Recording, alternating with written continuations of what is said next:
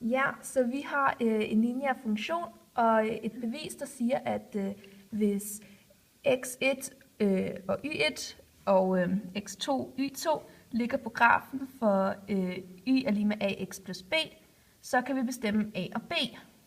Og vores formler her siger, at a er lige med y2 minus y1, divideret med x2 minus x1, så det vil vi gerne bevise, og at b er lige med y1 minus ax1. Her har vi vores graf, hvor der, som sagt heroppe, ligger x1 og y1 og x2 og y2. Så vi burde kunne finde a og b. Ja, og nu til vores bevis.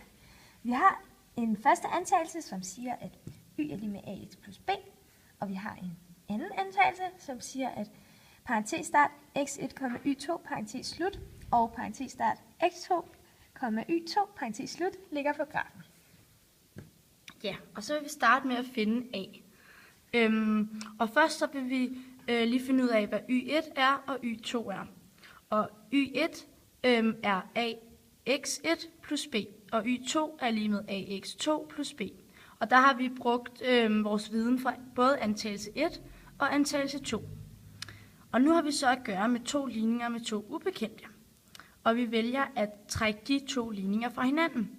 Så det vil sige, at det kommer til at se sådan her ud.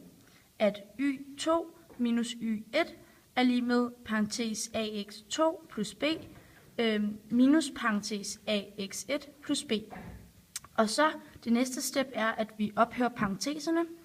Og den første parentes er en plusparentes, så der ophører man bare parentesen, og der sker ikke noget. Og den næste parentes er minusparentes, så derfor så bliver de her fortegn ændret.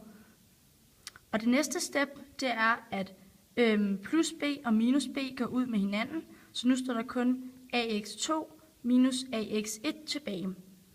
Og nu er der så en regneregel, der siger, at det her, det er det samme som a parentes x2 minus x1 parentes slut. Og nu vil vi gerne have, at den her parentes med vores x'er kommer over på den anden side, da det er det, vi gerne vil vise. Og det gør vi simpelthen ved at dividere den parentes, som kommer over på den anden side.